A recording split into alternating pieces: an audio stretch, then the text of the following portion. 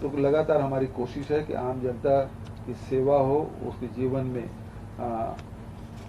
परिवर्तन आए।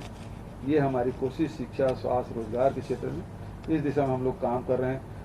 बेलर में और क्या दूसरा गाँव किशोरा ना, किशोरा और बेलर दोनों गांव में जो घोषणाएं की आप सबको जानकारी, उसे रिपीट करने की मैं जरूरत नहीं समझता कि आप लोग वहाँ भी उपस्थित थे और पेपर में आ भी गया है, तो वो घोषणाएं मैंने की है। आप लोगों की तरफ से कोई सवाल हो तो सादर आना। सर मेरा नाम गोपी कश्यप है जी, पैनियर प्रेस को रिप्रेजेंट कर रहा हूँ जी। सर सबसे पहले मैं आपको बधाई देना चाहूँगा, निश्चित रूप से बहुत सारी योजनाएं आपकी तनातल स्तर पर दिख भी रही है और खास करके ये जो स्वरोजगार की दिशा में जो आपने गोबर जो खरीदी का उस पर जो पेंट निर्माण में जो आपने काम सौंपा हुआ है, बहुत बेहतर प्रयास है। पिछले कई सालों से सर हम प्रयास करते हैं, ये आदिवासी इलाका है, यहाँ पर बहुत सारे ऐसे वनोपज होते हैं, उसको लेकर के यदि कोई ऐसी इकाई का निर्माण किया जाए उस दिशा में अगर आपकी सरकार सोचती तो काफी बेहतर लाभ हो सकता है सर। बिल्कुल आपका सही सवाल है और मैं इसका स्वागत करता हूँ। और ये जो रूरल इंडस्ट्रियल पार्क है उसमें एक यूनिट होना चाहिए वन औषधि को लेकर, लिए है ना, एक वन औषधि को लेकर है। और सफल कार्यक्रम हमने कोरबा में किया है। वहाँ के स्व सहायता समूह की जो महिलाएं वो 18 प्रकार की दवाइयाँ बना रही है और लगभग 75 लाख, पिछले समय जो मैं पूछा था तो करीब 75 लाख के वो विक्रय कर चुके हैं। तो इस प्रकार से अच्छा वो फिर वो लोग सिंगापुर भी गए थे, जब वहाँ बड़ा आयोजन हुआ था उद्योगपतियों का, उसमें जाकर प्रेजेंट की थी। तो ये इलाका भी वनौषधि से भरा पड़ा है, तो वनौषधि का रिपा के माध्यम से इसको करेंगे। और दूसरे जो लघु अनुपज, अभी भी मैंने अधिकारियों को निर्देश दिया है कि इस इलाके में तिकुर भी होता है। कोंडा गांव में बहुत सफलतापूर्वक वहाँ भी तिकुर का शेक और तिकुर के कुल्फी ये बना रहे हैं और सप्लाई नहीं कर पा रहे हैं। तो अभी क्या था कि जल्दी खराब हो जाता था, अब जो टेक्नोलॉजी आया उसमें कम से कम 6 महीने तक के वो खराब नहीं होगा।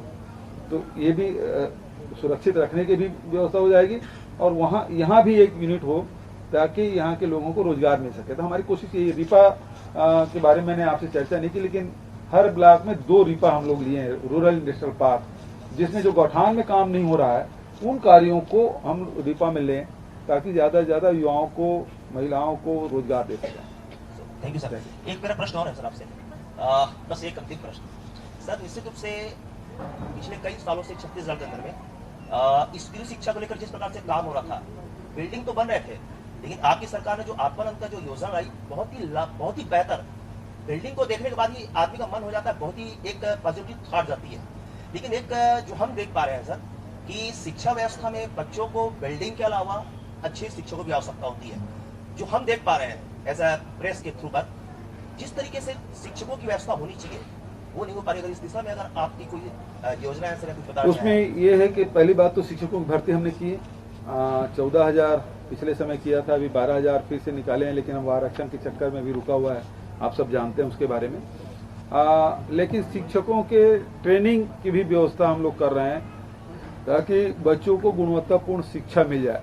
और केवल स्वामी आत्मानंद अंग्रेजी स्कूल ही बहुत सुंदर ना दिखे, बल्कि हमारे और जो स्कूल हैं, चाहे शहरी क्षेत्र के हों या ग्रामीण क्षेत्र के, उसके रंग रोगन के लिए 1,000 करोड़ की मैंने व्यवस्था की है ताकि वो स्कूल भी, जब परिसर अच्छा रहता है तो वो एक अच्छा सकारात्मक वातावरण बनता है, तो शिक्षक भी और छात्र भी उसमें उसका मन मस्तिष्क में सुप्रभाव पड़ता है। दादा आप जी माइक शुरू कर।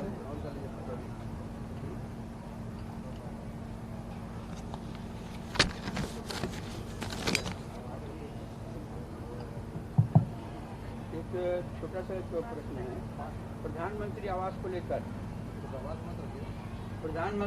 लेकर विगत दिनों भाजपा वालों ने खूब आंदोलन किया कि ये केंद्र की योजना है।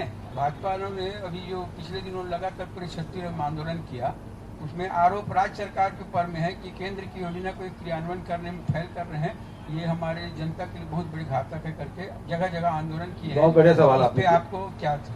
देखिए, पहली बात तो ये है कि नाम तो प्रधानमंत्री आवास का है, लेकिन 50% राशि राज्य सरकार का है, आधा पैसा दे रहे हैं वो और नाम प्रधानमंत्री आवास है। तो लेकिन हम लोगों ने रोका नहीं है, इस साल भी 700 करोड़ के आसपास बजट हमने उसमें रखा था। ग्रामीण क्षेत्र के लिए और शहरी क्षेत्र के लिए भी 700 करोड़ का है, और उसमें 300 करोड़ रुपए रिलीज कर दिए हम लोग। और जिनके अधूरे थे मकान, या प्रथम किस्त मिल गया था, द्वितीय किस्त मिल गया था, उन सबको राशि दी जा रही है। मैं समझता हूँ इस जिले में कितना हुआ है?